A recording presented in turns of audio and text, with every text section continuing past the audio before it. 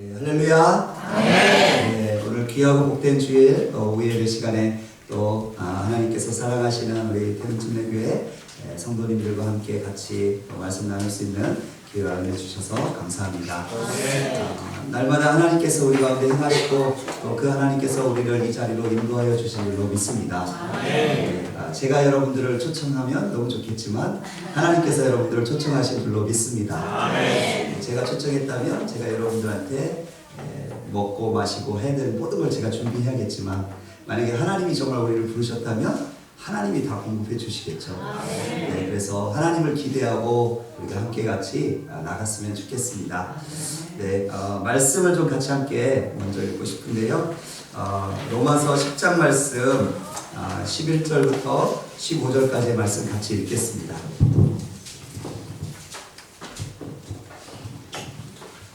로마서 10장 11절에서 15절까지의 말씀 우리 같이 교독했으면 좋겠습니다. 제가 먼저 읽고 여러분들이 읽고 마지막 절을 함께 읽도록 하겠습니다. 로마서 10장 11절부터 15절까지의 말씀입니다. 찾으셨으면 제가 먼저 읽도록 하겠습니다.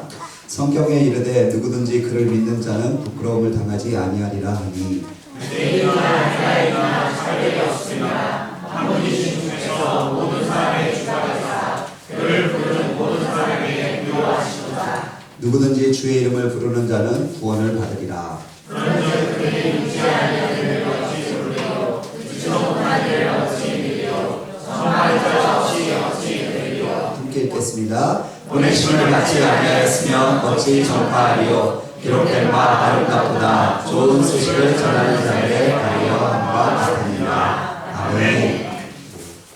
이쪽에 계신 분들은 이 화면이 보이시나요? 제가 앉아보니까 좀 이렇게 잘 보기가 어렵죠. 보이는 자리에 이렇게 앉으시면 좀 도움이 되지 않을까 싶습니다. PPT가 좀 있어서요. 네, 제 이름은 송순종입니다. 네, 물론 본명이 아닙니다. 네, 선교지에서 사역하기 때문에 보안상 본래 이름은 따로 있고 선교사로 나갈 때 선교사 이름을 지어서 선교지로 가서 사역을 하고 있습니다. 그래서 제 이름은 송순종이고 저의 아내 이름은 강역사입니다. 그래서 저희가 우리는 순종하고 하나님은 역사하신다 이런 이 구호를 날마다 외쳤고 한 4년 정도 선교단체 가운데 있었기 때문에 자연스럽게 이름을 그냥 순종과 역사로 이렇게 지어서 선교지로 갔습니다. 저희는 2007년 9월 달에 인도에 있는 가장 유명한 카시미르라고 하는 곳에 가서 지금까지 이제 사역을 했습니다. 그래서 카시미르 지역에서 9년 반 교회 개척 사역을 했고요. 그리고 다음에 암리차르라고 하는 지역이 있는데 시크교라고 인도에 있습니다. 시크교의 성지라고 불리는 곳인데 또 파키스탄의 라호르라고 하는 지역과 국경 지역이에요. 그래서 그 도시에 가서 인도 교회와 또 인도 교회 목사님들 그리고 인도 교회 청년들 함께 섬기면서 같이 선교 훈련 섬기고 또 이분들이 함께 같이 또 열방을 섬길 수 있는 선교사로 일어날 수 있도록 그렇게 2년 정도 사역을 같이 했고 그리고 올해 초에 제가 있던 그 암리차르라고 하는 도시에서 우리 인도교회 우리 선교사님들과 같이 섬기는 교회들이 같이 모여서 선교 캠프를 했습니다. 선교 캠프를 하고 하나님 너무 기뻐 받으시고 그리고 축복을 주셔서 저희는 추방당했습니다. 그래서 지금 한국에서 한 10년을 하고 그리고 내년에 이제 다시 새로운 사역지로 나가려고 지금 준비하고 있습니다. 오늘 이렇게 귀하고 좋은 교회에 불러주셔서 너무 감사하고 하나님께 감사하고 또 우리 잠깐이지만 우리 또 존경하는 우리 박상민 목사님과 함께 같이 목사님과 대화 나눌 때 목사님 안에 이 하나님께서 보신 그 불과 그리고 그 뜨거운 은혜들을 제가 들으면서 정말 하나님께서 오늘 큰 은혜를 사실은 제가 전하지만 제가 먼저 받고 이 은혜 가운데 또 다시 한번 사역자로서 선교사로서 온전하게 결단하고 주님을 섬겨야겠구나 하는 그런 마음들과 감동을 주셨습니다. 또 우리 예배인도 하신 우리 신교선 목사님을 또 우리 선교 훈련하는 데서 제가 뵀었거든요.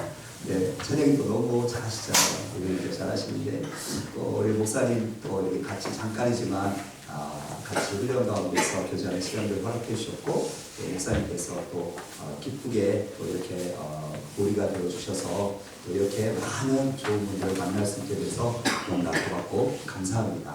그래서 하나님께서 오늘 짧은 시간이지만 또 제가 섬겼던 사회 현장에서 있었던 은혜들과 또 우리 교회가 어떻게 계속해서 이런 하나님의 일들을 잘 감당할 수 있을지에 대해서 잠깐 또 나누고 같이 고민하는 시간을 통해서 하나님께서 우리 펜침례교회 가운데 더 큰 부흥을 주시고 또 이 교회를 통해서 죽어가는 영혼들을 살리시는 놀라운 역사가 일어날 수 있기를 소망합니다.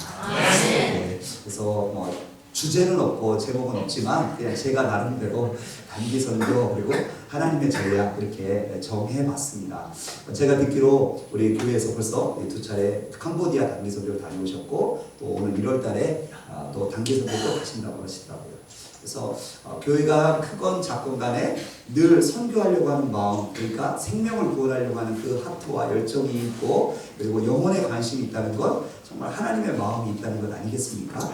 네, 내 성을 쌓고 내가 좀 더 좋은 것을 누리고 나를 위해서 투자할 수 있지만 사실은 선교한다는 건 섬기는 것이고 섬긴다는 건 내 것을 준다는 뜻이 되는 거잖아요.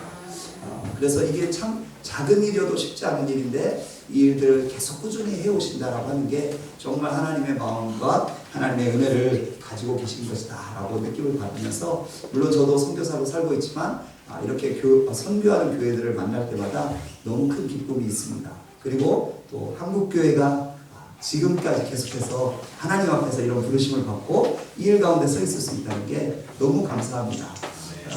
전체적으로 보면 한국교회 좀 마이너스 성장이 있고 그리고 젊은 세대가 많이 교회를 떠나가고 그래서 교회도 무용화가 되고 그리고 역동성을 잃어버리고 운동성을 잃어버리고 있는 그런 때인데 네, 감사하게 우리 청년분들이 이렇게 많이 앞자리에 앉아 계시고 같이 함께 예배하니까 너무 좋고 또 하나님께서 이 교회를 통해서 계속해서 하나님의 영광과 나라를 위해서 사용하실 거라고 정말 믿어 의심치 않습니다. 네, 저는 이제 인도에서 사역을 했는데요. 인도라는 나라가 어디에 있는지 다 아실 거예요. 그렇죠? 네, 그런데 너무 많이 눌러서 다 넘어가거든요.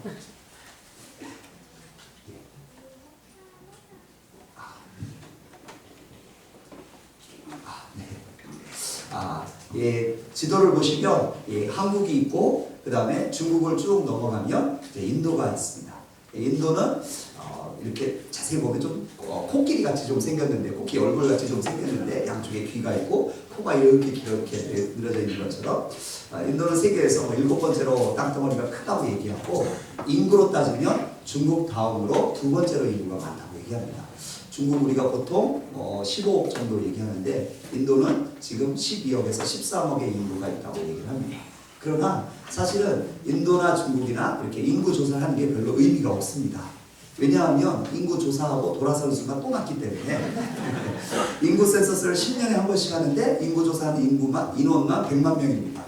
그렇게 하지 않으면 이 큰 땅을 인구 조사를 제대로 정해진 시간 안에 할 수가 없어요.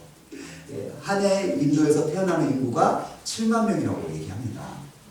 그리고 하루에 7만 명이 태어난다고 합니다. 그리고 하루에 2만 명이 죽는다고 얘기해요. 그러면 순수하게 증가하는 인구가 5만 명이에요. 그러면 이틀이면 10만 명이 되는 거죠.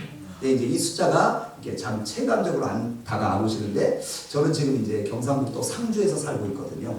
상주는 이 시가 아니었다가 시가 됐습니다. 근데 시가 되는 조건이 인구가 10만이어야 시가 되는 겁니다. 그래서 상주군에서 상주시가 됐는데 지금은 10만을 넘었다 내렸다 올랐다 내렸다 지금 그렇게 하고 있습니다. 근데 인도는 이틀에 하나씩 상주시가 생기고 있는 겁니다. 엄청나게 많은 인구가 있는 거죠. 그러니까 2030년, 2025년 되면 중국을 추월해서 전 세계에서 가장 많은 인구가 될 것이다. 이렇게 사람들이 예측하는 분들도 많이 계세요. 왜냐하면 중국은 산화 제한을 좀 하잖아요. 그런데 인도는 안 하고 계속 열심히 낳고 있거든요. 그래서 열심히 낳고 있기 때문에 생육하고 번성하는 은혜가 있어서 정말 앞으로 5년, 10년 후면 중국을 추월해서 전 세계에서 가장 많은 인구를 가진 인구 대국이 될 것이다. 이렇게 예측하는 분들이 많이 있습니다. 근데 이렇게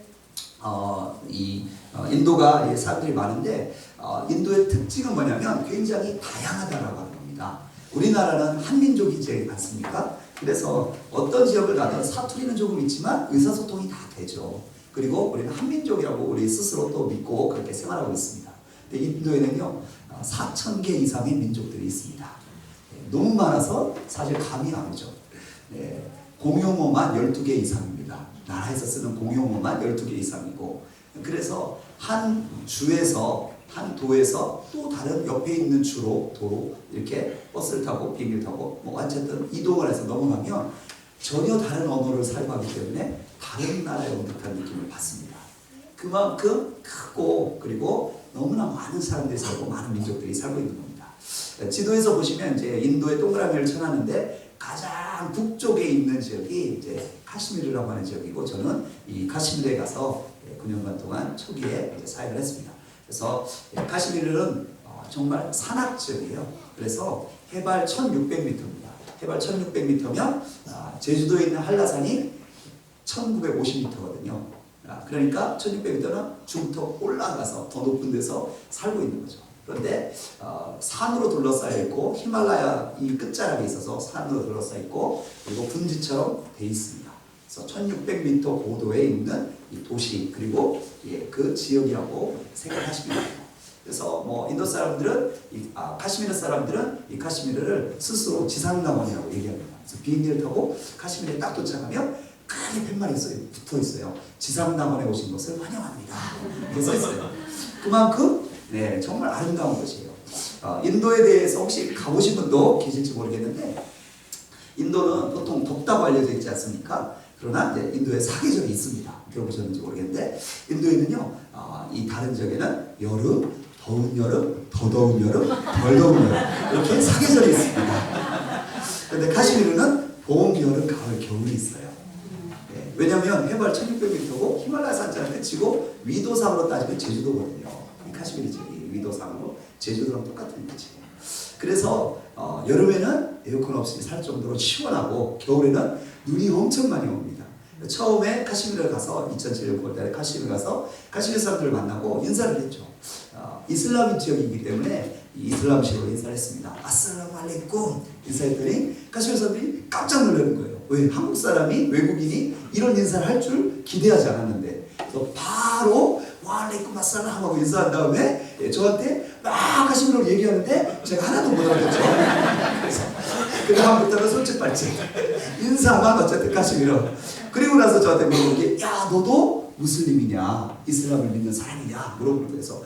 아니요 저는 기독교인입니다. 그랬더니 상관없다, 이슬람과 기독교 어차피 형제다. 그러고서 집으로 데리고 가가지고 밥도 주고 차도 주고 음식 다 주고 밤이 되니까 잠자리까지 해주면서 오늘 여기서 자고 가라. 오늘 만났는데 처음 만난 사람한테 잠자리까지 내주는 거예요. 그리고서 재워주고 그 다음날 돼가지고 짐을 싸가지고 나가려고 하면 아니다 가지 마라, 하루 더 자고 가야 된다.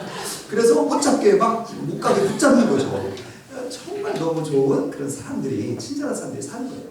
사실 이슬람 지역에 간다고 할 때 제 안에 두려움이 있었어요. 왜냐하면 들리는 뉴스들이 늘 막 이렇게 폭력적이고 과격한 뉴스들만 듣다 보니까 사람들도 다 그런 사람들이면 어떡하나 걱정이 있었는데, 제가 만나본 사람들은 너무 착하고 너무 순진하고 그리고 때묻지 않은 그런 사람들이었어요.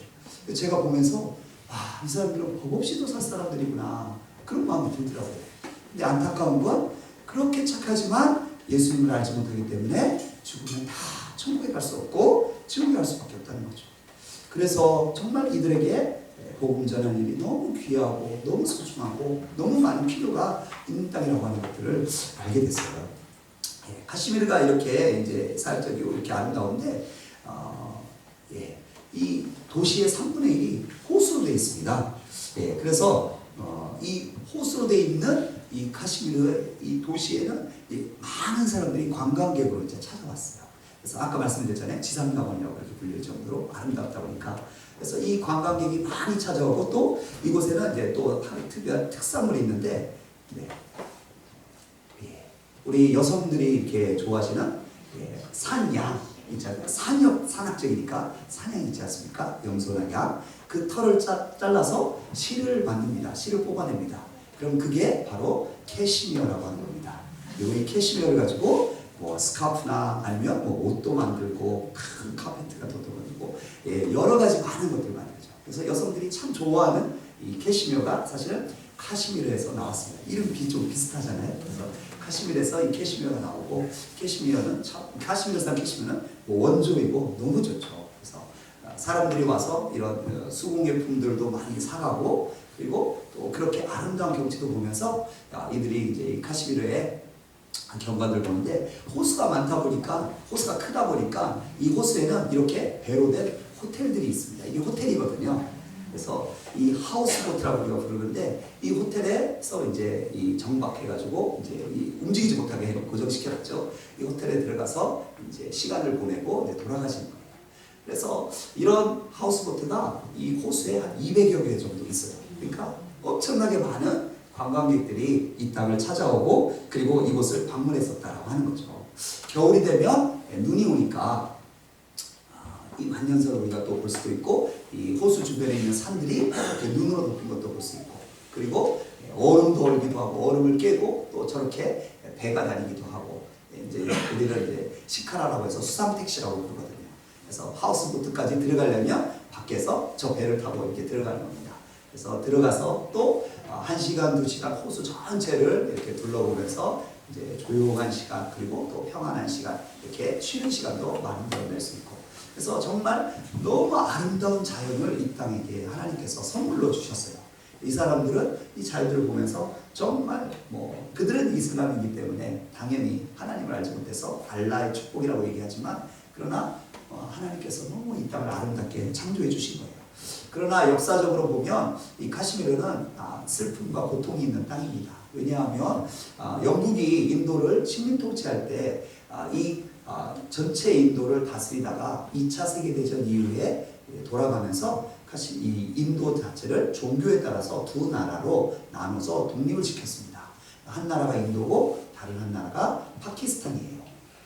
그래서 1947년에 인도가 독립을 했는데 1947년에 독립을 할 때 인도와 그리고 파키스탄 그런데 파키스탄도 두 개가 있었어요. 어르신들은 아실 텐데 동파키스탄, 서파키스탄 이렇게 두 개의 나라로 해서 파키스탄과 인도로 독립을 시켰습니다.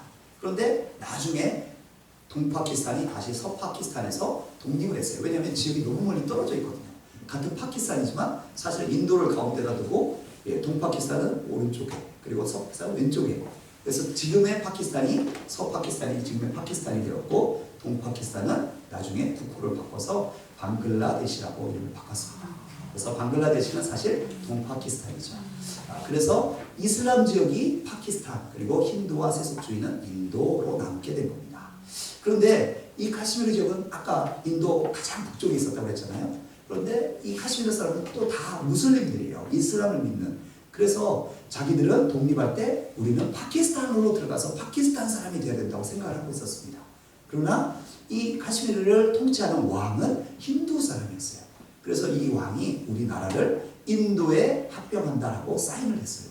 그렇게 되면서 이 파키스탄과 인도가 이 카시미르 영토를 두고 3번 전쟁을 하게 되면서 지금은 남북으로 분단되어져 있습니다. 그래서 북쪽 카시미르 땅은 파키스탄에 들어가 있고 남쪽 카시미르는 인도 안에 들어가 있어요. 그래서 북쪽에 있는 카시미르 사람들은 우리는 무슬림인데 이슬람 국가에 들어왔으니까 우리는 자유롭다라고 얘기를 하지만 남쪽에 있는 카시미르 사람들은 우리는 무슬림인데 이 힌두권 안에 들어와 있기 때문에 인도 정부가 우리를 지금까지 통치하고 지배한다라고 하는 그런 생각을 갖고 있고 계속 정부를 향해서 투쟁하고 싸우고 있는 거예요.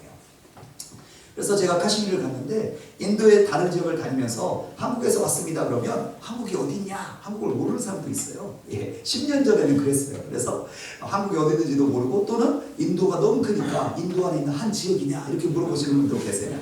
그런데 카시미르에 가서 한국에서 왔습니다 그러면 카시미르 사람들은 그 다음에 꼭 물어보는 말이 있어요. 뭐냐면 노스냐 사우스냐 북쪽에서 왔냐 남쪽에서 왔냐 이걸 꼭 물어봐요. 왜냐하면 자기들이 분단되어 있다 보니까 한국이 분단 국가라는 걸 알고 있는 거예요.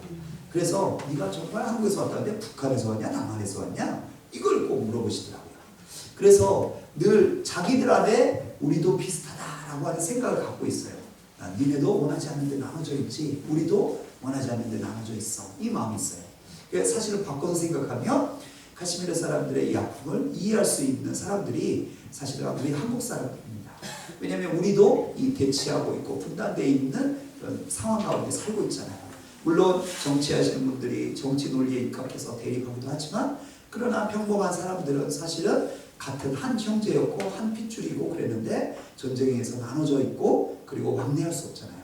거기도 왕래할 수 없고 인도와 파키스탄은 3번 전쟁을 했기 때문에 지금은 원수처럼 그렇게 적대적으로 대치하고 있거든요. 가까이 가면 전쟁이 일어날 것만큼 그런 모습을 갖고 있는데 그러다 보니까 이 카시미르 사람들은 늘 거리에 나와서 시위를 하는 겁니다. 우리를 독립시켜달라. 우리가 분리 독립하고 싶다. 그러나 인도 정부는 절대 그걸 허락해 주지 않죠. 왜요? 자기들의 영토라고 생각하고 있고 또 사실은 카시미르가 산악지역인데 산악지역에 힌두교의 성지가 있습니다. 그래서 힌두교도들이 성지순례를 매년 6월달에 가요. 그러니까 이 땅을 빼앗기고 싶지 않은 마음들이 있죠.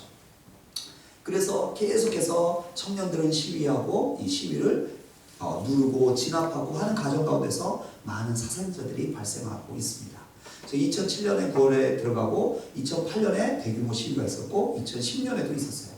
2010년에는 6개월 동안 시위가 진행됐어요. 그래서 6개월 동안 모든 학교가 다 문을 닫고 상점도 문을 닫고 관공서도 문을 닫고 아무도 경제활동을 할 수 없었고 6개월 내내 돌 던지고 시위만 한 거예요.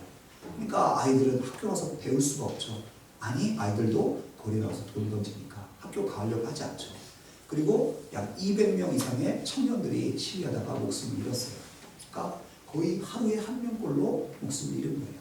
죽은 사람만 200명 이상이면 다친 사람까지 따지면 얼마나 많은 사람이 이 시위를 통해서 피해를 입었겠습니까? 몇천 명 이상이 피해를 입은 거죠.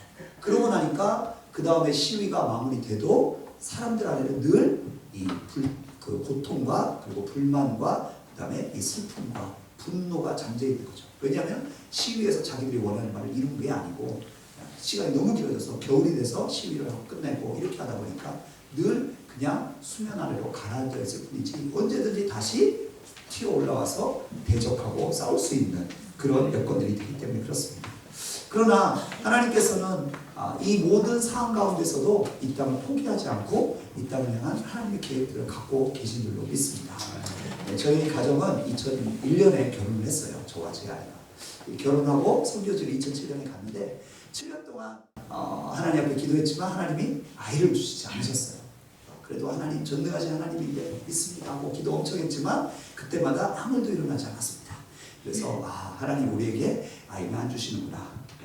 저와 제 아내가 병원에 가서 진단을 받았는데 저희 아내가 아이를 가질 수 없다고 의사가 그렇게 얘기를 했어요. 한편으로 섭섭하고 한편으로 원망스럽기도 하고 그러나 어떻게 하나님의 주권을 우리가 어떻게 우리가 말을 할 수 있겠어요. 갖고 싶지만 가질 수 없구나. 그걸로 끝이 났는데 2007년에 선교지에 들어가서 사역을 하는 가운데 2달 있다가 저희 아내가 들어간 다음에 바로 2달 있다 저희 아내가 갑자기 저한테 얘기를 해요. 여보 내 몸이 이상해. 왜 얘기를 하는 거예요. 그래서 깜짝 놀라서 제가 바로 약국으로 뛰어갔습니다. 왜 갔겠습니까? 테스트기 사려고 갔었죠. 테스트기 사갖고 와서 저희 아내 주고 빨리 테스트 해보시라고. 안 그럴 수도 있지만 그럴 수도 있으니까 해보라고 했는데 테스트 딱 했는데 빨간 줄이 쫙 그려진 거예요. 그걸 보고 저도 눈물이 쫙 나더라고요. 그리고 그걸 보면서 엄청 울었습니다. 그리고 바로 편지를 썼죠. 이메일을. 한국의 본부에다가 이메일을 썼습니다. 할렐루야 제 아내가 드디어 이곳에서 임신을 했습니다 하고 편지를 막 써서 보냈어요. 우리 간사님들이 본국에서 한국에서 섬기시는 분들이 당연히 선교사가 가서 편지를 보내왔으니까 소식을 전했으니까 여보를 만났습니다. 교회가 개척됐습니다. 이 소식이 있어야 되는데 아이를 가졌습니다. 이렇게 하니까 그러나 그 소식을 보고 너무 좋아하시고 기뻐해 주신 거예요. 왜냐하면 저희가 본부에서 한 3, 4년 계속 섬기면서 우리 같이 섬기던 우리 스태프들이 간사님들이 저희가 아이를 갖지 못한다는 걸 다 알고 있었거든요. 그런데 갑자기 선교지 가자마자 2달 후에 아이를 가졌습니다 하고 편지를 보내오니까 깜짝 놀라신 거죠. 그리고 보고 다 같이 우리 모든 간사님들이 그냥 다 같이 기뻐서 할렐루야 외치고 그날은 정말 우리 이 사무실 본부 사무실이 축제 날이었다고 그러더라고요. 그리고 우리 모든 간사님들이 함께 다 같이 마지막으로 결론을 내리셨습니다. 그래 역시 우리는 선교지 가야 돼. 그런 얘기 하셨어요. 우리가 애 낳으려고 선교지 가는 건 아니지만 하나님 그렇게 순종하고 나갈 때 하나님께서 은혜를 주시더라고요. 네, 아멘. 그래서 더 낳고 싶으신 분들은 인도로 가시면 됩니다. 또 앞으로 낳으실 분들도 인도로 가시면 됩니다. 그런데 너무 감사한 건 저희를 위해서 함께 기도해 주시는 분들이 저희한테 믿음으로 함께 선포해 주시기를, 선교사님네가 가진 이 아이는 사실 카시미르 민족의 회복의 상징입니다, 이렇게 얘기해 주신 거예요. 왜냐하면 모든 사람들이 카시미르를 볼 때 늘 분쟁하고 시위하고 싸우기 때문에 너무 아름다운 환경을 가졌지만, 그러나 사람들 안에 평화가 없고, 그리고 사망의 소식만 있고 생명의 소식은 없는 그런 땅이었는데, 하나님께서 똑같이 죽은 몸과 같은 우리 부부의 몸을 그 땅에서 만져주시고 바꿔주시고, 그래서 소망 없던 우리에게 새 생명을 잉태케 하신 것처럼, 소망 없는 이 카시미르에도 하나님께서 새 생명을, 하나님의 자녀들을 구원하시고 잉태케 하셔서 그 땅에 하나님의 나라가 임하시게 하실 것이다. 그래서 그걸 사인으로 우리에게 아이를 주셨다라고 그렇게 기도하시는 분이 말씀해 주실 때 저희가 듣고 아멘 주님 그렇습니다. 이 땅 사람들은 아무도 이 땅을 희망의 땅이라고 생명의 땅이라고 말하지 않지만, 우리는 하나님의 그 뜻을 받들어서 이 땅이 생명의 땅이라고 선포하고 이 땅 가운데 하나님의 나라가 임하기를 기도하겠습니다. 그리고 섬기겠습니다. 그리고 하나님께서 정말 이 카시미르 땅 가운데 그렇게 행해 주시는 줄로 믿습니다. 저희가 딸을 낳았는데 저희 딸의 이름이 세아예요. 세상 세자에다가 아리따울 아자. 그래서 세상에 하나님의 아름다움을 전하는 사람이 되어라 해서 세아라고 이름을 줬는데, 저희 딸은 저희 사회교수하고 똑같습니다. 그래서 지금 12살이에요. 그래서 지금 상주에 있는 화령초등학교에서 5학년 다니고 있습니다. 그런데 저희가 지금까지 한 번도 안식년을 하지 않아서 한국에서 학교를 다녀본 적이 없거든요. 그래서 한국에서 학교 다니는 걸 어떻게 적응하지? 한국 애들은 좀 셀 텐데, 열방에 있는 애들은 굉장히 순진하거든요. 어떻게 하나 걱정했는데, 상주에 있는 화령초등학교에 갔더니 그 학교 전교생이 한 100명 정도 되는데 선교사님 자녀들이 한 40명 돼요. 그래서 아무 문제 없이 잘 적응하고, 야, 여기는 열방이다 생각하시고, 그렇게 선생님들도 가르치시고 우리 아이들도 공부하고 있어요. 그래서 상주 이 화령초등학교에 가면 우리 이 선생님들이 아이들한테 처음에는 막 그렇게 물어보죠. 넌 어디서 전학 왔니? 어떤 도시에서 왔니? 우리 아이들은 저는 아제르바이잔에서 왔어요. 저는 파키스탄에서 왔어요. 저는 인도에서 왔어요. 우리는 열방에서 왔어요. 그러니까 선생님들이 와, 여기는 열방의 애들이 다 모이는 인터내셔널 다민족 학교구나. 애들 생긴 건 다 한국 애들인데 그렇게 얘기하시는 거죠.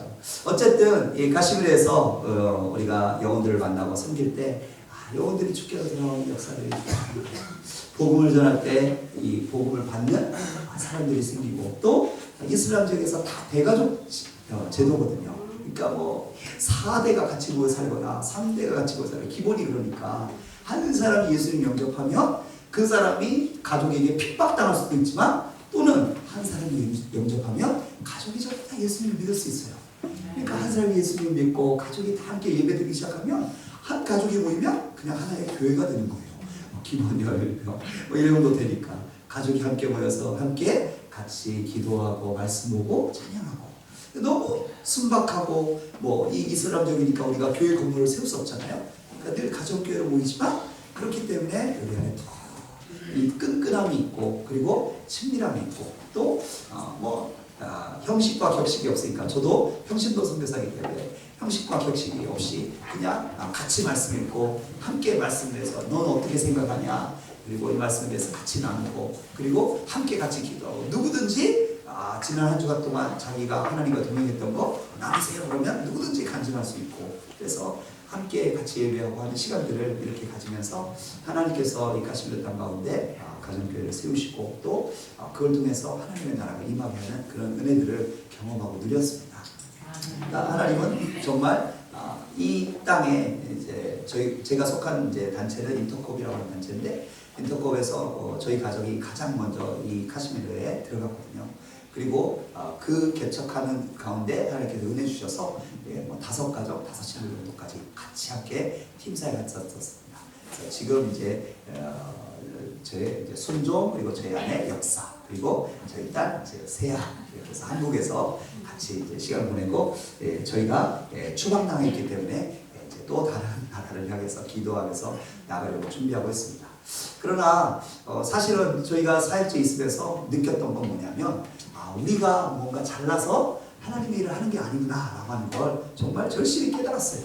왜냐하면 사역을 하다 보니까 우리의 부족함을 너무나 많이 느끼거든요.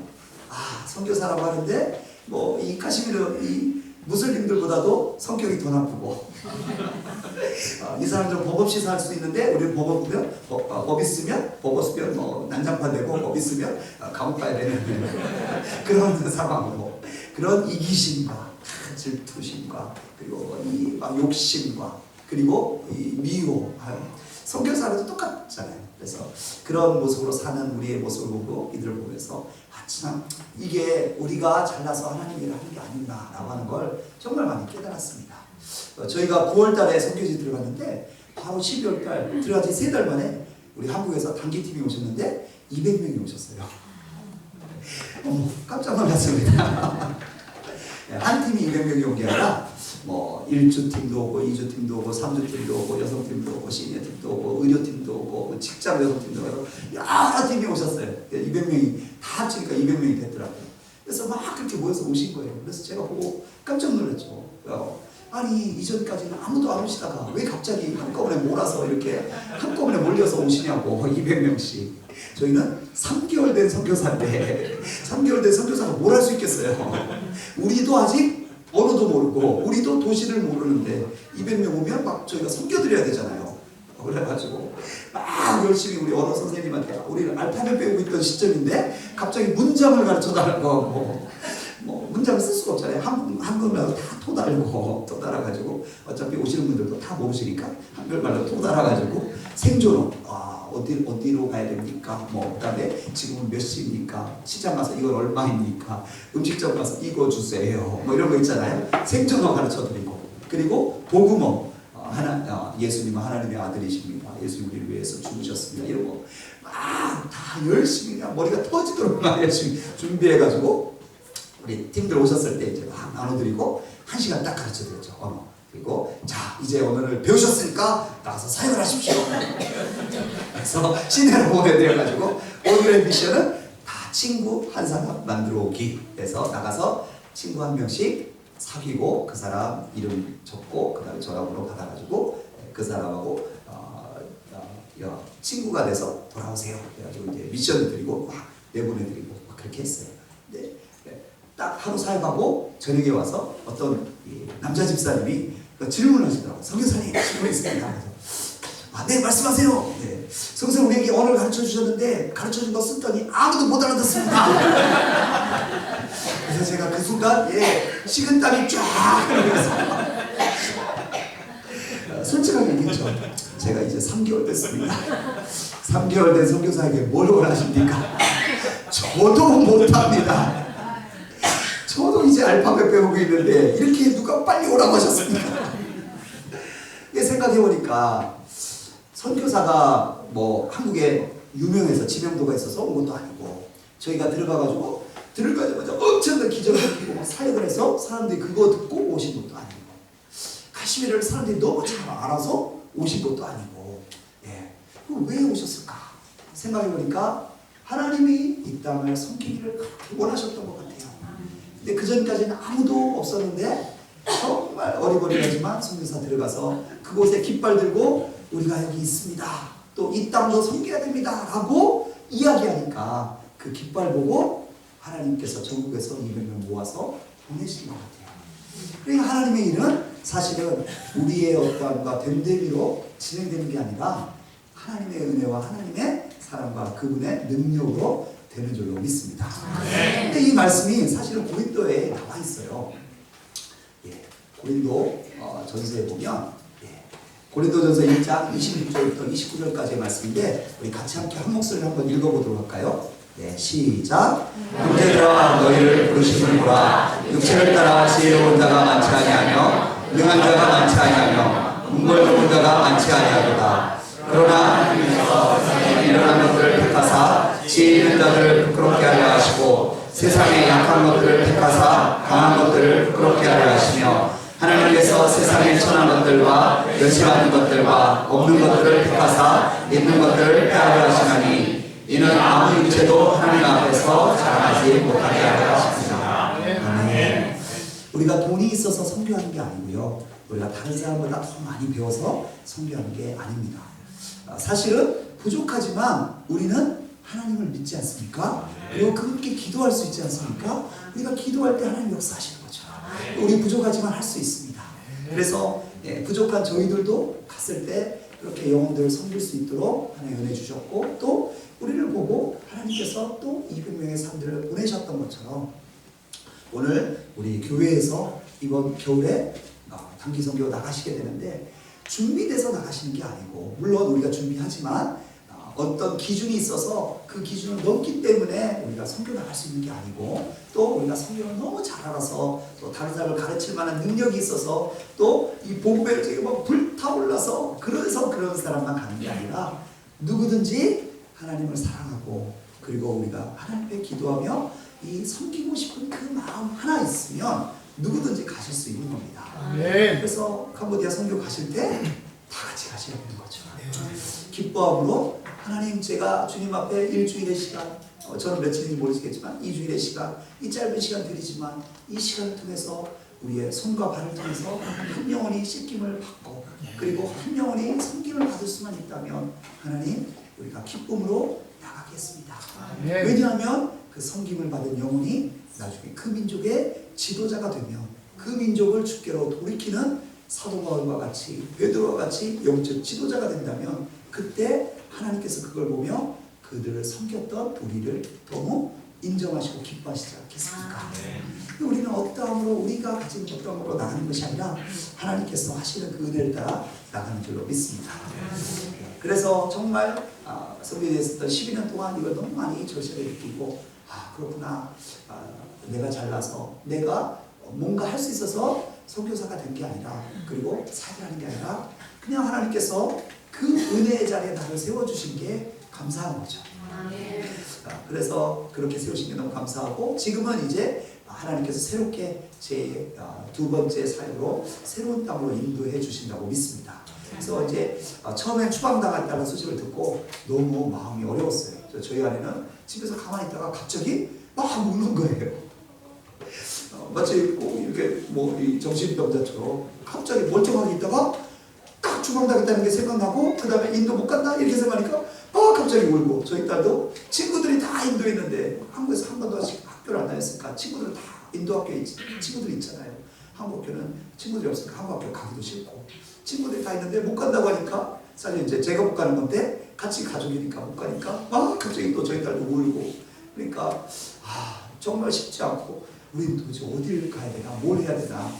인도에서 추방당하신 선교사님이 계셔서 그걸 보고 따라가면 좋은데, 우리 단체에서 제가 처음으로 추방당했기 때문에 이게 뭐 그림도 없고 아무것도 모르는 거예요. 어디를 가야 되나 이러고 있는 차에 하나님께서 감사하게 이 인도 교회와 인도 사람들이 전 세계로 흩어져서 살고 있다는 걸 저에게 보여주시고 우리에게 알려주셨어요. 그래서 인도 땅에서 전 세계로 이렇게 디아스포라가 있는데, 뭐 붉게 이렇게 칠한 지역만 있는 게 아니라 전 세계로 흩어져 있는데, 특별히 많이 가 있는 지역들을 이렇게 표시를 한 거예요. 근데 그 가운데서도 이 기름이 나고 있는, 석유가 나오는 이 중동의 걸프 지역에 노동자로 인도 사람이 너무 많이 들어가 있는 거예요. 그래서 그 가운데 대표적인 나라가 바로 사우디아라비아라고 하는 나라입니다. 사우디의 국기를 보면 이렇게 돼 있어요.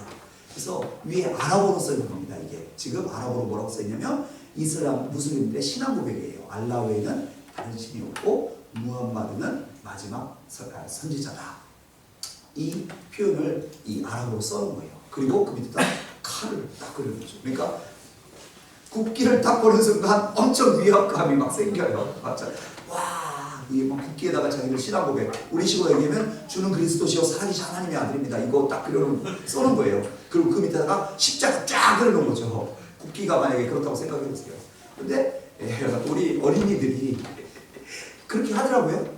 칼 대신에 그 위에다 십자가 그려놓고, 사우디 국기 놓고 칼 대신에 그 위에다가 십자가 옆으로 쫙 그려놓고, 그 다음에 저 이제 신앙 고백만, 우리의 신앙 고백으로, 베드로의 신앙 고백으로, 우리 믿음의 사람들의 고백으로 바꿔놓기만 하면 됩니다. 그래서 어쨌든 하나님께서 이 땅을 바꾸고 회복시키기를 소망하는 마음이 있는데, 사우디아라비아에 있는 사람들이 아니라 그 안에 있는 노동자들, 이주 노동자들, 그리고 그 안에서 정말 바닥에서 살고 있는 사람들 통해서 하나님은 하나님의 일을 하시더라고요. 지금 사우디에는 3천만의 인구가 있는데 그 가운데 30%에 해당되는 1,000만 명이 외국인 노동자입니다. 그러니까 이들이 빠지면 국가가 돌아가지 않죠. 왜냐하면 이들은 다 밑에서 가장 힘들고 더럽고 어려운 일들을 하고 있고, 그리고 기본이 되는 근간이 되는 일들을 하는 사람들이거든요. 이 사람들이 빠지면 뭐 허드렛 일 누가 하겠어요? 아무도 일하지 않으면. 기사가 없고 가사 일을 하는 사람이 없고, 그러면 뭐, 그리고 이 건설 현장에서 노동하는 사람이 없고 근로자가 없고, 그러면 돌아갈 수 없잖아요. 근데 그 노동자의 이 인구 퍼센티지를 보면 제일 많이 와 있는 사람이 시리아 사람들. 시리아는 지금 내전하고 분쟁에서 인구 절반이 난민으로 살고 있는데 시리아에서 온 사람들만 240만 정도 되고, 그 다음에 인도 사람이 150만 명. 이 엄청나죠. 그리고 파키스탄, 이집트, 예멘, 방글라데시, 필리핀, 이런 사람들이 살고 있는 거예요. 그러면서 이들을 통해서 하나님께서 역사하시고 이들 가운데 새로운 일들을 행하시는 거예요. 자기 민족들이 모여서, 필리핀 사람들은 국교가 카톨릭인데 그 가운데 개신교를 믿는 사람들이, 노동자들이 같이 모여서 예배를 시작합니다. 그런데 이 사람들은 기독교인 예배를 드리지만 사우디 정부에서 볼 때, 종교 경찰이 볼 때 이들이 이 종교에 자기들끼리 모여서 하는 예배를 허락해 주지 않으면 다 떠나가니까 나라가 돌아갈 수 없잖아요. 그러니까 그걸 허락해 준 거예요. 자기 민족들이 모여서 가정교회로 같이 예배하고. 근데 사우디 사람들이 땅이 커서 그런지 집을 크게 졌더라고요. 그래서 오래된 집들을, 사우디 사람들이 지어놓은 오래된 집들을 이 필리핀 목사님이나 인도 목사님들이 그 집을 렌트하거나 사셔가지고 그 집에서 큰 방을 이렇게 홀로 만들어가지고 예배당으로 만들어 놓은 거예요. 그래서 사방에다가 다 방음장치를 해놓고 그 안에서 모든 악기를 다 연주하면서 예배를 드리고 있어요. 그래서 엄청나게 50명, 60명 정도 가정교회로 모여서 예배하는데, 그래서 보니까 이 필리핀 사람들은 엄청 뜨겁게 예배하고 이 소리가 얼마나 큰지, 이게 밖으로 안 새나가냐 이런 생각이 들 정도로 인도 사람들도 엄청 뜨겁게 예배하고 막 그렇게 예배하는 거예요. 근데 그 이슬람의 사회에서 자기들을 지탱해줄 수 있는 게 사실은 이거 하나인 거예요. 예배 하나밖에 없는 거예요. 그래서 그 예배를 통해서 회복되어지고, 어떤 사람들은 자기 민족들 만나려고 오다가 예배 가운데 와서 예수님 믿는 사람도 생기고, 그러면서 이 사람들이 자기들 민족끼리 예배하다가 선교훈련을 받기 시작하면서 이제 열방을 섬겨야 됩니다. 그렇게 하면서 많은 사람들이 함께 훈련받고, 여러 민족이 인도 사람, 필리핀 사람, 말레이시아 사람, 파키스탄, 아프리카 사람 다 같이 모여서 훈련받다 보니까 이제는 자기의 민족주의를 깨고, 이제는 우리가 우리 민족뿐만 아니라 사우디 사람에게도 전도합시다. 그리고 밖에 나가서 보이는 모든 사람에게 전도합시다. 이렇게 해서 지금 매주 나가서 전도를 하고 있는데 여러 사람들에게 전도하고 있는 거예요. 사우디는 낮에는 더우니까 낮에는 쇼핑몰에 가서 전도하시고, 밤에는 서늘해지니까 사람들이 다 밖으로 나오거든요. 그러면 공원에 가서 전도하고. 그런데 올해 한 해 동안 전도했던 그 열매가 얼마나 놀라운지 현장에 계신 선교사님 말씀하시는데, 과거에 10년 동안 전도했던 열매보다 올 한 해 전도했던 열매가 더 많습니다. 얘기하시는 거예요. 그만큼 하나님께서 사우디아라비아를 완전히 열어주셨다라고 하는 거죠. 저는 이제 이 사우디를 섬기기로 이제 나가는데, 또 우리가 이 하나님의 교회를 보면서 하나님의 교회들이 어떻게 열방을 섬기고 나가는 것인가라고 하는 것들을 생각해 보면, 정말 하나님께서 이 교회 가운데 주신 권세와 그리고 은혜가 너무나 큰 것을 알 수가 있습니다. 선교 사항들 좀 이렇게 잠깐 보면 잘 아시잖아요. 1차, 2차, 3차, 4차 산업혁명을 통해서 저도 2차 산업혁명 정도까지는 설명할 수 있는데 3차, 4차 넘어가면 설명 잘 못합니다. 그러나 어쨌든 우리는 누리면서 살고 있죠. AI, 그 인공지능이라든지 로봇, 아니면 첨단 스마트폰, 여러 가지 기기들을 이용해서 다 누리면서 살고 있어요. 말로 표현할 수 없을 뿐이지 세계가 바뀌어져 가고 있잖아요. 우리 젊은 청년 세대, 그리고 저희 딸 이 초등학교 5학년, 이 초등학생 세대는 또 제가 경험하지 못한 새로운 것들을 경험하면서 잘하고 있다고. 이 무슨 말을 제가 하고 싶으냐면, 세대가 바뀌어져 가고 시대가 바뀌어져 가고 있습니다. 그런데 시대가 바뀌어지는데 만약에 우리의 전략이 똑같다면, 그러면 이것이 다음 세대에게 제대로 적용되지 않겠죠. 그냥 옛날 얘기한다고 느껴지는 겁니다. 새로운 세대에게는 새로운 전략으로 가는 거죠. 복음의 진리, 그 본질, 말씀, 그리고 하나님의 말씀은 변하지 않지만 그러나 이것을 전하는 우리들의 모습과 우리의 옷은 바뀌어야 되는 겁니다. 다음 세대를 위해서는 그 다음 세대가 이해하고 공감할 만한 모습을 갖고 달려가야 되고 다가가야 되고 어린이들에게는 어린이들이 이해할 만한 모습으로 가야 되지 않겠습니까? 하나님께서 교회가 선교할 수 있는 많은 일들을 하시는데 그 가운데 이제 처음에 제목에서 제가 전했던 것처럼 단기 선교라고 하는 것들을 사용하십니다. 저는 그렇게 보고 믿습니다. 그런데 하나님께서 왜 이렇게 선교를 사용하시고 그리고 더 많은 교회들이 선교할 수 있도록 하시느냐? 사실은 미국의 랄프 윈터라고 하는 박사님이 1989년에 전 세계 복음화 현황에 대해서 나누셨어요. 근데 복음화 현황을 보면 1989년에 전 세계는 24,000개의 민족이 있는데 그 가운데 13,000개의 민족은 예수님을 아는 민족이지만 11,000개의 민족은 예수님을 모르는 민족이라고 합니다. 그래서 이 민족들이 왜 지금까지 예수님을 알지 못합니까? 예수님이 오신 지 이제 거의 2000년 다 돼가는데 만약에 절반을 복음하는데 2000년을 썼다면 또 다른 절반을 쓰는데 또 우리가 2000년을 또 헌신하고 또 시간을 들여야 된다면 정말 모든 민족의 복음화가 AD 4000년 돼야지 그게 가능하고 그때 예수님이 모든 민족 복음화 됐을 때 오신다면 우린 정말 예수님 만나는 것 거의 불가능. 예수님이 다시 오셨다고 했는데 이건 거의 불가능 이런 생각이 드는 거죠. 그래서 이 민족들이 어디 있습니까? 라고 봤을 때 이 북위 10도에서 40도 아시아에서 아프리카까지 이르는 지역에 사실은 아까 보여드렸던 11,000개의 이 미전 노동력이 다 모여있다는 거예요. 이걸 루이스 부시라고 하는 미국의 학자분이 이걸 말씀하시고 그러면서 이 북위 10도에서 40도까지의 지역을 이렇게 네모로 그려놓고 보니까 세계지도에서 마치 창문과 같다 해서 윈도우라는 표현을 썼습니다. 그래서 14십창 그런 표현을 쓰거든요. 14십창이라는 표현은 결국 복음을 받지 못했던 미전 노동족을 섬기자라고 하는 겁니다. 그런데 89년까지 이렇게 통계가 안 좋았는데 그럼 어떻게 할 수 있습니까? 그 다음부터 모든 교회가 이 민족들을 섬깁시다 하고 세계교회가 기도하기 시작했어요. 그리고 선교사를 파송하기 시작했습니다. 근데 사실은 이 14십창 지역을 이렇게 보시면서 그 시점까지 선교사가 나갈 수 있던 지역을 우리가 보면 14십창 지역에는 선교사가 없는 걸 우리가 알 수가 있어요.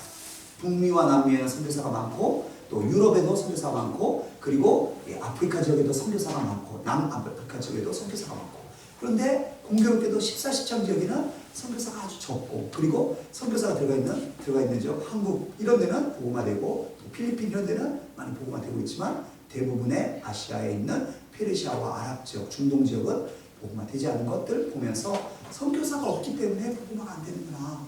그래서 모든 세계교회가 선교사를 보내는 일을 하자. 그렇게 결단하기 시작합니다. 그리고 나서 너무 놀라웠던 것이 바로 이 선교사를 보내기 시작할 때 세계 복음화의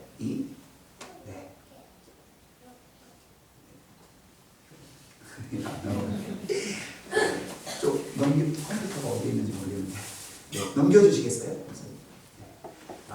그랬을 때 좀 앞으로 가야 되는데 바로 다음 거 넘겨주시겠어요? 2001년도에 1989년도부터 2001년까지 10년 동안 열심히 섬깁시다 하고 세계교회가 모든 민족을 섬겼을 때 무려 3,000개의 민족이 주님 앞에 돌아오는 역사가 있었습니다. 그리고 다시 또 넘겨주시면 3년 후에 다시 6,000개, 2,000개가 또 줄고 또 넘겨주시면 다음으로 넘겨주시면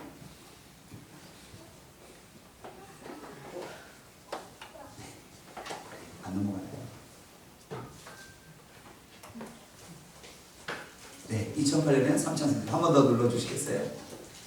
2010년에 1,500개 그리고 한 번 더 눌러주시면 드디어 작년 통계로 전 세계는 500개의 미전도 종족이 남아있다라고 그렇게 보고가 되고 있습니다. 한 번 더 눌러주시면 마치 시계가 12시를 향해서 달려가는 것처럼 보여요. 그래서 모든 민족이 복음화되면 마태복음 24장 14절 말씀에 이 전국 복음이 모든 민족에게 증언되기 위하여 온 세상에 전파되니 그제야 끝이 오리라라고 예수님께서 제자들에게 가르쳐 주셨거든요.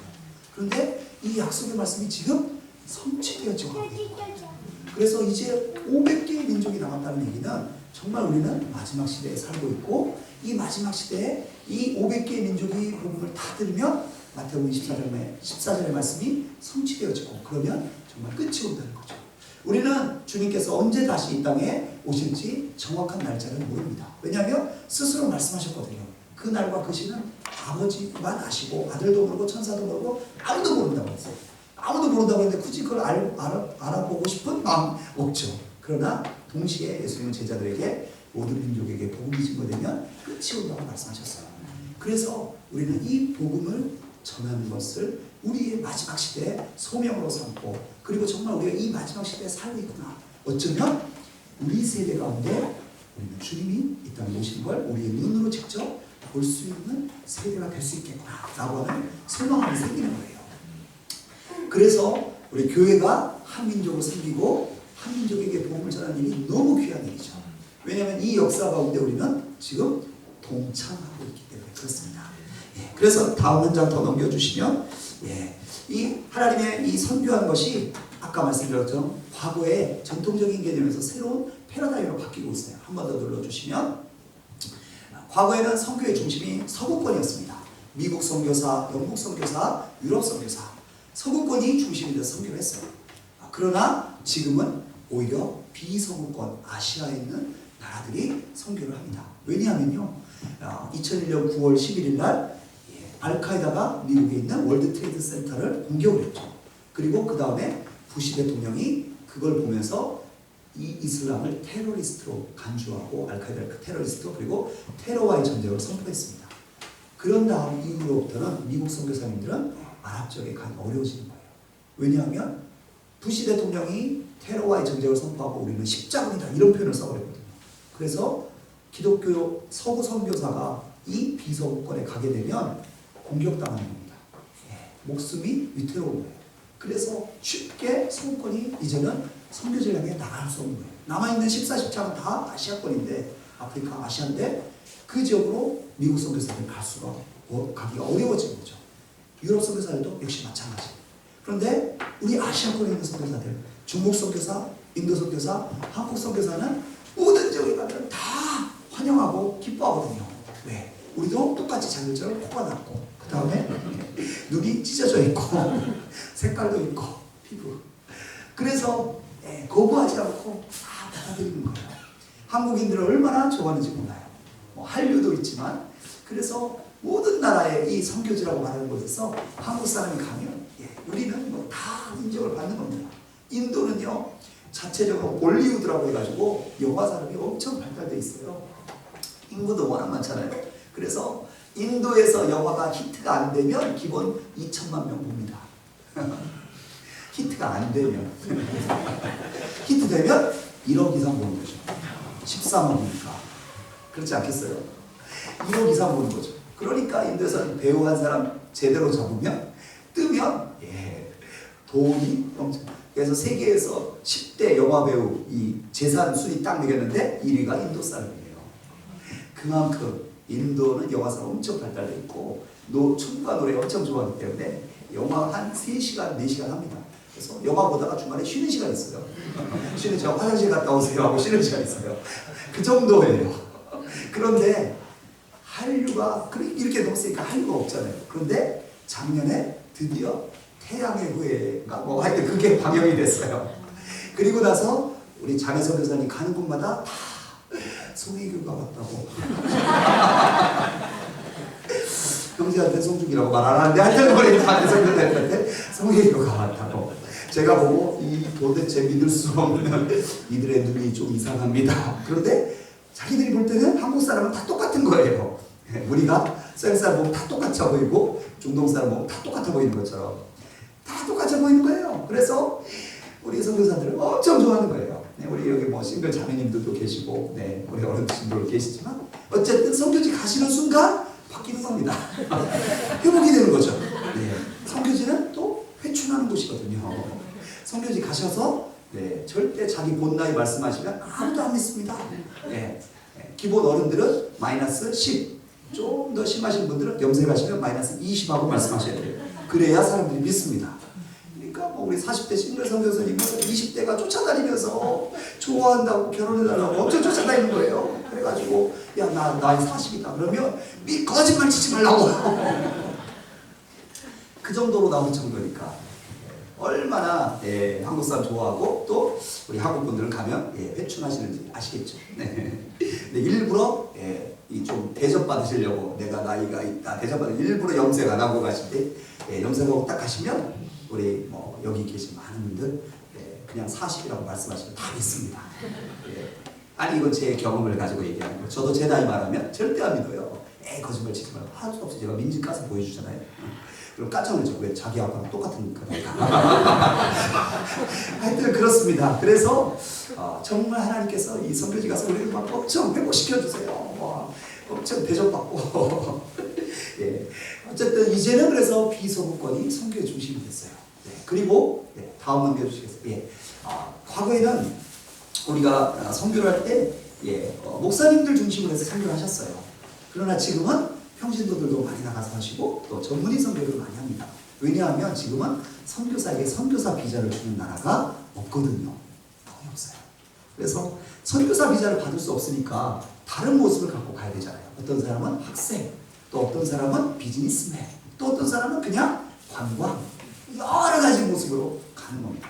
그래서 이런 모습을 가다 보니까 목사님들도 선교사로 가시지만 평신도들이 선교사로 많이 가요. 저도 평신도인데 평신도로 선교사 가서 거기서 사역을 하면서 하나님께서 그 땅 가운데 복음을 전하고 그리고 영혼들을 구원하는 놀라운 자리 가운데 세워주시는 거죠. 물론 평신도 선교사는 신학적인 깊이가 우리 목사님들보다 깊지 않으니까 저희는 목회를 할 수는 없죠. 그러나 교회를 개척하고 영혼들이 있고 그러면 말씀 나누고 어느 정도 성장하면 현지인 리더 세워서 그들에게 자기들의 민족교회를 섬길 수 있도록 그렇게 얘기해 주도록 하는 거죠. 넘어간 건데 그리고 또 하나는 이전에는 장기 선교사로 했지만 지금은 단기 선교사가 더 많은 시대를 살고 있습니다. 저는요 처음에 선교 고등학생 때 선교 딱 처음 들었을 때 무슨 생각이 제일 먼저 들었냐면 타잔이 생각이 났습니다. 그래서 선교하면 아프리카 밀림 속에 들어가가지고 타잔처럼 다 먹고 살고 그다음에 원숭이랑 친구 돼가지고 살아야 되고 원주민들 섬겨야 되는구나. 저는 그 생각이 있어요. 그래서 이런 엄청난 걸 어떻게 하냐 해서 저는 절대 선교하지 말아야지 그렇게 생각했던 사람이거든요. 그리고 또 한 가지 선교사 되면 선교지에 가서 뼈를 묻어야 돼. 거기서 죽어야 돼. 절대 돌아오면 안 돼. 이 생각이 있으니까 두려워서 선교하기가 할 수 없다. 그런 마음이 있었거든요. 그런데 지금은 절대 그렇지 않죠. 우리랑 똑같이 사는 그런 세대, 그런 모습으로 사는 도시, 그리고 여러 나라의 선교사들이 나가 있지 않습니까? 그리고 저희는 뼈를 묻고 싶은데 추방을 당해서 뼈를 묻을 수가 없습니다. 나왔잖아요. 하나님, 그것도 하나님의 은혜로 그렇게 되는 거지 아무나 되는 게 아니더라고요. 하나님께서 정말 그렇게 역사하시고 이루시는구나. 지금은 오히려 1년, 2년 헌신해서 나가시는 분들, 아니 정말 초단기로 우리 단기 선교팀 일주일, 2주일 가시는 분들, 또는 가서 선교지에서 기도하겠습니다 하고 3개월, 6개월 오시는 분들도 계시고, 어쨌든 여러 종류로 하나님께서 하나님의 사람을 일으키시는 거예요. 그런데 우리 중에 누가 어떻게 당신은 10년 사역했으니까 1년 사역한 사람보다 10배 사역을 했습니다. 그래서 10배로 같이 있습니다 라고 누가 얘기할 수 있겠습니까? 당신은 일주일밖에 사역 안 했으니까 10년 사역한 선교사보다 헌신도가 떨어집니다 라고 누가 말할 수 있겠습니까? 우리의 삶의 현장에서 우리가 하나님께 시간을 드리고 재정을 드리고 기쁨으로 헌신으로 달려나가는 것이기 때문에 그건 사람이 생각하고 판단할 수 있는 것이지만 하나님은 절대 그렇게 보시지 않는다고 저는 믿습니다. 그래서요, 1시간을 섬겨도, 일주일 섬겨도, 그리고 열흘을 섬겨도, 1년을 섬겨도 그 길이가 우리의 헌신도와 비례하고 하지 않고 그 길이가 우리가 하나님을 향하여 되어드리는 사랑과 절대 비례하지 않는다고 저는 생각을 해요. 물론 장기 선교사로 평생을 사시는 그런 선교사님들을 존경하고 인정하지만 그러나 단기로 살겠다고 해서 그것을 폄하할 수, 내려서서 생각할 수는 없다는 거죠. 하나님은 모든 모습으로 우리를 부르시거든요. 장기 선교사가 1년에 전도하면 몇 명 할 수 있을까요? 장기 선교사는 늘 머릿속에 나는 여기서 떠나면 안 돼, 추방당하면 안 돼, 이 생각을 갖고 살아요. 그러니까 누구도 말하지 않지만 선을 그려놓고 그 선에서 벗어나지 않아요. 넘어가지 않아요. 왜냐하면 여기서 조금 더 하면 경찰들이 알아볼 테고 사람들이 알아볼 테고 사람들이 내 신분을 눈치챌 테고 그래서 나는 쫓겨날 거야, 추방당할 거야. 그래서 그 전까지는 다 하는 거예요. 그걸 잘못했다고 말할 수 없지만 어쨌든 그런 보이지 않는 이 테두리가 있어요. 그런데 우리 단기 선교팀은 가셔서 역동적으로 사역하시잖아요. 만나는 사람들에게 물론 이제 사역지마다 조금씩 다른 상황이기 때문에 사역지마다 다르게 사역하는데 인도에 오신 분들은 어째 열심히 전도하세요. 그래가지고 이렇게 열심히 전도하시면 어떻게 합니까? 저희는 어떻게 하라고요? 그러면 아니 선교사님 저희가 여기를 오기 위해서 얼마나 많은 시간 동안 기도하고 제자를 들여서 왔는데 아니 이 선교사가 전도하지 말라고 그래. 괄호 열고 믿음이 없는 자야 괄호 열고. 네, 그래서 이분은 뭐 자유롭게 전도하시는 거예요. 그래서 어차피 정부에서 우리 추방하지 않아도 우리는 일주일에 나갈 겁니다. 자유로워서 열심히 전도하고 그러시는 거예요. 이건 뭐 지역마다 조금씩 다르죠. 네, 그렇게 할 수 있는 지역도 있고 할 수 없는 지역도 있으니까. 그러나 오신 분들이 그런 열정이 있다는 거예요. 그래서 인도하심에 따라서 늘 그렇게 하실 때 단기팀이 오셔가지고 인도 같은 경우에는 이렇게 오셔서 전도하시는 그 일주일 동안 전도하는 인구, 그 전도한 그 숫자가 인원이 장기선교사가 1년 동안 하는 숫자보다 더 많습니다. 그러니까 단기팀이 얼마나 역동적이고 큰 사역을 우리가 알 수 있는 거죠. 그러나 또 그분들은 단기로 계시기 때문에 일주일이 지나고 전도했지만 팔로우를 못 하잖아요.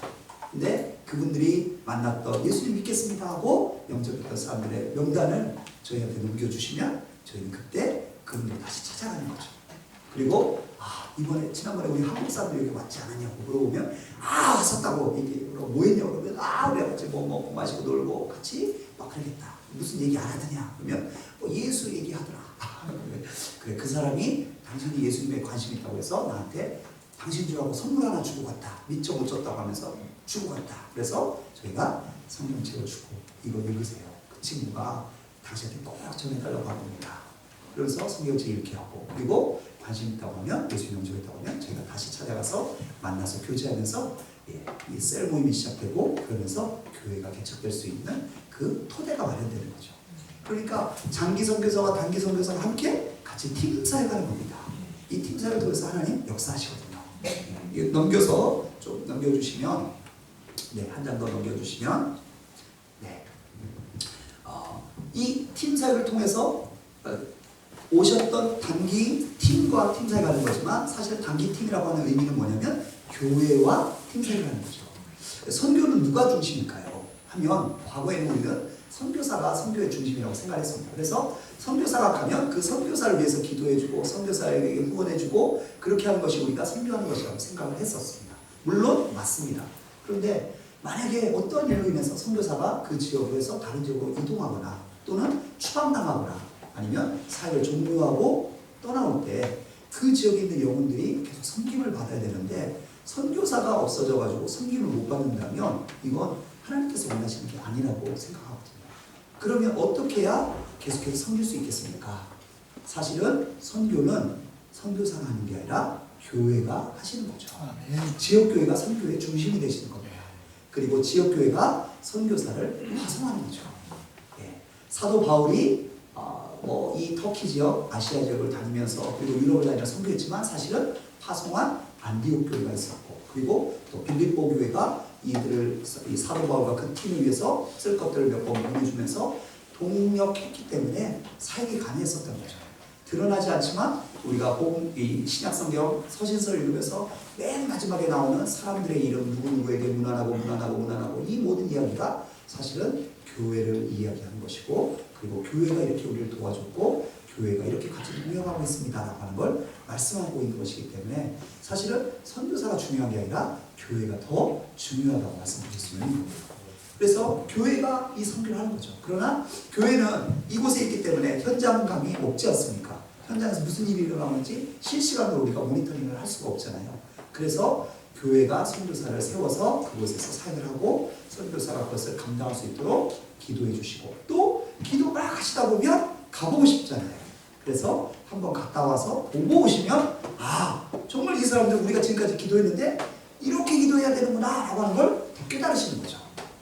그러니까 캄보디아를 다녀오신 분들은 캄보디아를 위해서 기도할 때 기도를 시작할 때 캄보디아의 그림이 막 머릿속에 떠오르잖아요. 만났던 영혼들이 생각나고 그 땅에 있던 상황들이 생각나고 그러니까 더 깊이 기도하실 수 있잖아요. 그러니까 우리가 기도하고 기도하다가 또 방문하고 방문하고 돌아와서 또 이들을 위해서 어떻게 기도할지 더 구체적인 기도의 전략이 나오고 또 이 사역들을 위해서 또 필요들을 또 보면서 함께 협력할 수 있는 방법을 찾게 되는 겁니다. 그래서 사실은 이 선교는 선교사가 하는 게 아니라 교회가 하시는 거죠. 그래서 교회가 온전하게 서서 교회가 끌고 갈 때 하나님은 이 일들을 통하여 이 선교제인의 영혼들을 구원하시고 그리고 그들을 살리시고 회복시켜 주시는 줄로 믿습니다. 그래서 한 장 더 넘겨서 보시면 이 팀사역에 대해서 고린도 전서에서 말씀하신 거예요. 나는 심었고 아볼로는 물을 주었을 때 오직 하나님께서 자라나게 하셨나니 그런즉 심는 이나 물 주는 이나 아무것도 아니를 때 오직 자라게 하시는 하나님뿐입니다. 선교사는 현장에 가서 물을 주는 사람이 될 수도 있고 선교사는 그곳에 가서 씨를 심는 사람이 될 수도 있습니다. 가꾸는 사람이 될 수도 있고 그러나 이 모든 일의 주권은 하나님이 하시는 거죠. 그리고 그 하나님이 자라나게 하시지 않으면 아무도 그 열매를 거둘 수가 없어요. 우리가 가서 여러분이 전도하실 수도 있고 또 섬기실 수도 있어요. 그런데 전도하고 섬긴 그 자리에서 바로 열매가 나타날 수도 있지만 또는 바로 나타나지 않을 수도 있어요. 그런데 우리가 바로 나타났다고 해서 기뻐하고 눈에 안 보인다고 해서 슬퍼할 이유가 전혀 없는 거예요. 제가 카시미르에서 한 형제를 만났습니다. 교회에 가서 예배를 드리는데 한 형제가 왔어요. 근데 카시미르 사람들 그 교회에 안 오거든요. 이 보여있는 큰 교회, 인도 사람들이 지은 교회가 있어요. 교회가 하나 있는데 그 교회에 주일 나와서 예배를 드리더라고요. 근데 카시미르 형제인 거예요. 그래서 제가 너무 신기하고 궁금해서 물어봤어요. 아니 형제 어떻게 여기 와서 예배를 드립니까? 여기 카시미르 사람들 안 오는 데인데 어떻게 와서 예배 드립니까? 그러니까 그 형제가 자기가 학생 때 중고등학생 그렇게 어렸을 때 누군가가 자기에게 성경책을 주었다는 거예요. 그런데 그때는 그 성경책을 받고 관심이 없어서 집안에다가 따로 그냥 보관했다는 거죠. 그리고 나서 어느 정도 시간이 있을 때, 지났을 때 갑자기 자기 마음에 그 책 읽고 싶다라고 하는 마음이 생겼다는 거예요. 그래서 나중에 자기 혼자 성경을 읽다가 예수님을 만나버린 거예요. 그리고 예수님을 영접한 거죠. 스스로 혼자 성경을 읽다가 예수님을 만나고 예수님을 영접하고. 그런데 이 형제가 좀 순진해가지고 부모님한테 얘기를 해버린 거죠. 내가 예수를 믿는다고. 그래서 듣자마자 아버지한테 엄청 혼나고 그만둬라. 그런데 제가 예수님을 너무 진하게 만나버리니까 포기할 수 없는 거예요. 그래서 집에서 쫓겨난 거예요. 그래서 가방 하나 들고 쫓겨나가지고 거리면서 돌아다니면서 생활하다가 주일날 되니까 교회에 와서 예배를 드린 거예요. 근데 저는 그 형제의 감정을 들으면서 그걸 깨달은 거예요.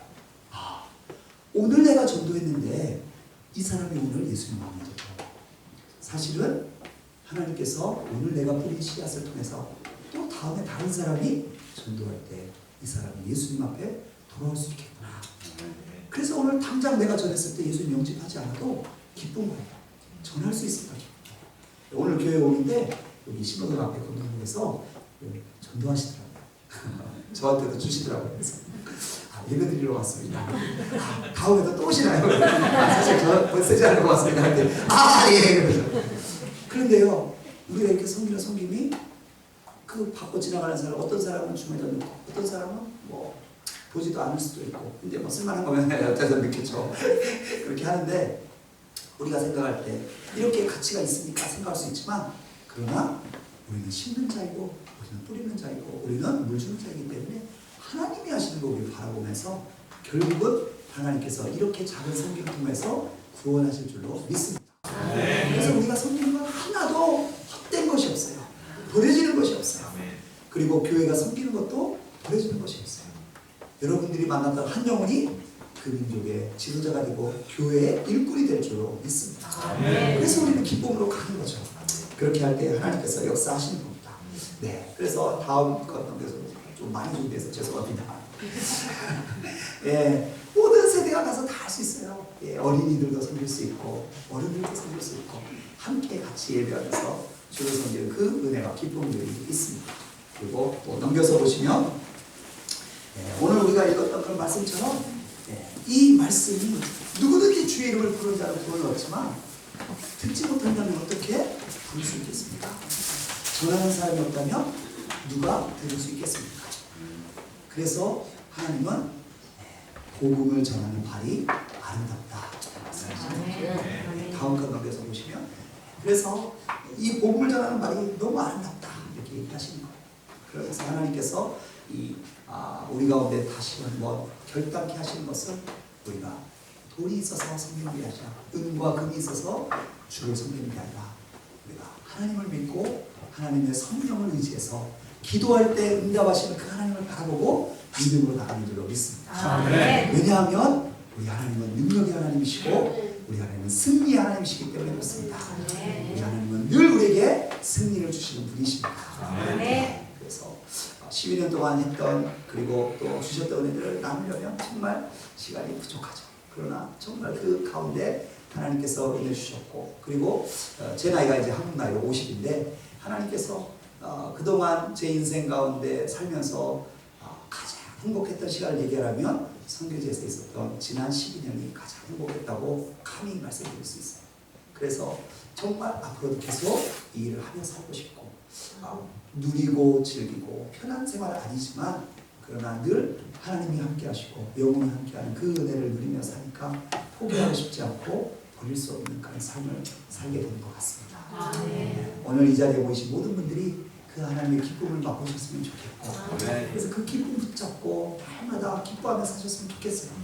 선교지로 가실 수 있는 분도 계시지만 이 땅에 계시면서 늘 함께 예배하고 기회가 됐을 때 한 번씩 가셔서 섬기시고 영혼들을 섬길 때 그 은혜가 있을 줄로 믿습니다. 말 안 통하고 어렵겠죠. 그런데요 예전에 우리 인도했던 자매 싱글 자매 그 청년 자매 한 명은 그냥 물티슈 갖고 와서 길거리에서 노는 인도에 너무 많은 아이들이 길거리에 있으니까 버려져 있으니까 그 아이들을 붙잡아서 물티슈로 손 닦아주고 신발도 없으니까 발 다 더럽죠. 발 닦아주고 그거 하나 섬기는데 제가 옆에서 보면서 예수님이 오셔서 섬겨주시는구나 그 마음 들더라고요. 얼마나 귀하고 아름답고 말이 필요 없잖아요. 그냥 길거리에 버려진 아이들 데려다가 물티슈로 손 닦아주고 물이 있으면 물로 닦아주면 좋은데 물이 없으니까 물로 손 닦아주고 발 닦아주고 손 잡아주고 기도해주고 당하주고 축복해주고 이게 예수님이 하시는 사랑의 섬김이라고 저는 믿습니다. 우린 누구나 다 그런 거 할 수 있잖아요. 여러분 다 하실 수 있잖아요. 말이 필요 없고 그냥 한 명을 바라보며 섬길 수 있다. 저는 캄보디아를 안 가봐서 잘 몰라요. 그렇지만 그곳에 있는 영혼들도 다 섬김이 필요한 영혼들 아니겠습니까? 가서 여러분들이 대단한 일을 하지 않아도 사랑으로 한 영혼 품고 위해서 기도해 주실 수만 있어도 하나님 그 영혼의 마음과 삶을 바꾸시고 하나님의 나라가 임하는데 그러면 우리가 하나님 나라 갔을 때 이 영혼을 통해서 이루어질 하나님의 엄청난 역사와 그 열매들을 우리가 함께 보며 기뻐하며 누리지 않겠습니까? 그 기쁨을 우리는 기대하면서 나가는 거죠. 우리 몸이 좀 힘들지만 시차도 있을 수 있고 음식도 안 맞을 수 있지만 또 더위도 있을 수 있지만 추운 때 가시니까 따뜻하시겠네. 어쨌든 그 은혜를 누릴 수 있죠. 그래서 너무 감사하고 또 기회가 된다면 저는 이제 사우디아라비아로 가는데 사우디아라비아에 오셔서 또 사우디아라비아에 이제 막 저희 성지순례 코스 막 개발하고 있거든요.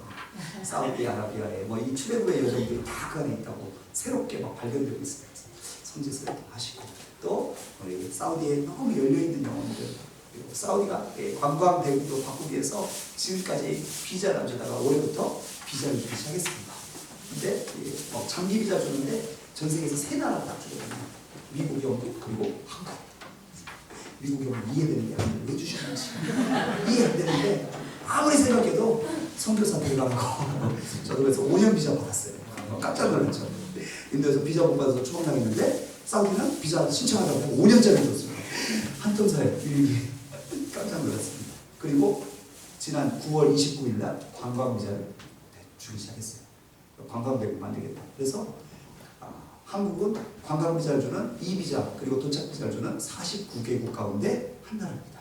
그래서 그걸 보면서 와 어떻게 한국에 이렇게 은혜를 주시냐 생각해 보니까 한국 사람들이 한국교회가 섬기라고. 제가 10월달에 사우디 가서 선교훈련하러 갔는데 제가 가기 전에 바로 전주에 BTS가 다녀왔더라고요. 그래가지고 3만 명이 모인 거예요. 3만의 아미가 군대가 모여가지고 BTS 하는데 BTS가 색깔이 퍼플이라더라고요. 그래가지고 자주 그래서 도시 전체를 그 색깔로 바꿔놨어요. BTS 환영한다고 수도를. 그걸 보고 제가 깜짝 놀랐어요. 와 근데 하나님께서 막 한류 막 일으키시는 거죠. 그래서 제가 BTS를 보면서 우리 백투 지저스가 BTS보다 빨라야 되는데 BTJ가 빨라야 되는데 어떻게 BTS가 먼저 갔냐 막 혼자 생각하고 있었는데 다른 분이 BTS는 백투 사우디아라비아입니다 이렇게 얘기하시더라고요. 그래서 어쨌든 간에 하여튼 결론은 섬겨야 된다. 그렇죠. 하나님께서 계속해서 하나님의 마음과 사랑을 주셔서 우리 너희도 그것을 감당케 해주셨으면 좋겠습니다. 우리 같이 함께 잠깐 하나 기도 좀 하고 기도했으면 좋겠습니다. 우리 함께 같이 기도하실 때 우리 교회에서 1월달에 캄보디아 단기 선교를 가게 되는데 우리 단기 선교를 위해서 잠깐 기도했으면 좋겠습니다. 같이 나눴던 것처럼 우리가 드려지는 시간이 길고 많아서 하나님께서 그걸 통해서 더 많이 역사하시고 더 깊게 더 크게 역사하시는 것이 아니라 우리의 마음과 우리의 중심과 우리의 생각과 우리의 사랑을 주께서 받으시고 영혼을 구원하여 주시는 일인 줄로 믿습니다. 우리 캄보디아 단기 선교팀을 위해서 기도해 주시고 또 저는 잘 모르지만 또 가시고자 하는 분들 또 가고 싶으신 분들 정말 주님의 이 사랑 가지고 달려가실 수 있는 은혜가 생길 수 있도록 우리 함께 그분들을 위해서 기도하고 또 우리 교회가 이 일을 할 때 하나님의 나라가 우리 교회를 통하여서 이 캄보디아 땅 가운데 온전하게 임할 수 있도록 그리고 더 나아가서 앞으로 모든 열방을 섬기는 거룩한 기름 부음이 있는 우리 대동 침례교회가 되고 또 이 일을 감당하기 위해서 더 큰 부흥과 더 큰 하나님의 역사들이 이 교회 가운데 일어날 수 있도록 우리 함께 같이 기도하겠습니다. 주님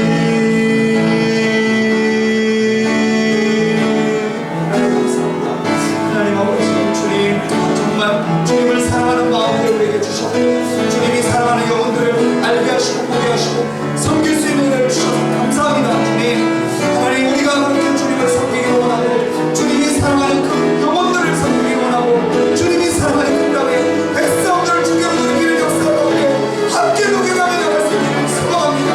주님 우리는 부족하고 우리는 연약하고 하나님 우리는 주님 앞에 찬양할 것이 아무것도 없지만 하나님 내 마음과 중심을 드리오니 주님 받으시고 하나님 올 겨울에 하나님 저 캄보디아 땅 가운데 하나님의 역사를 일어나게 해주시고 생명권들의 역사를 일어나게 해주시고 하나님의 나라가 임하게 해주시고 하나님께서 주를 인하고 섬기는 나라가 되게 해주시고 주를 인하고 섬기는 민족 되게 하시고 하나님 그 땅 가운데 사용하시는 선교사님 가운데 기름 부어주시고 우리 선교사님 가운데 너를 주셔서 이 캄보디아 땅을 평화하고 회복시키고 바꾸는 거룩한 하나님의 사람대로 하나님 주시고 사용하여 주시옵소서. 하나님 우리가 함께 공유하며 나갈 때 공유하는 일들 가운데 거룩한 하나님의 역사가 나타나게 하여 주시옵소서.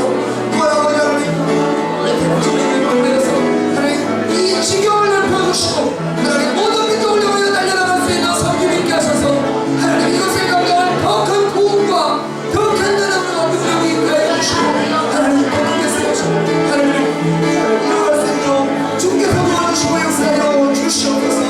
주님 함께 하시길 소원합니다. 하나님 감사합니다. 오늘 오후에도 주님께서 우리 가운데 함께 해주셔서 고맙습니다.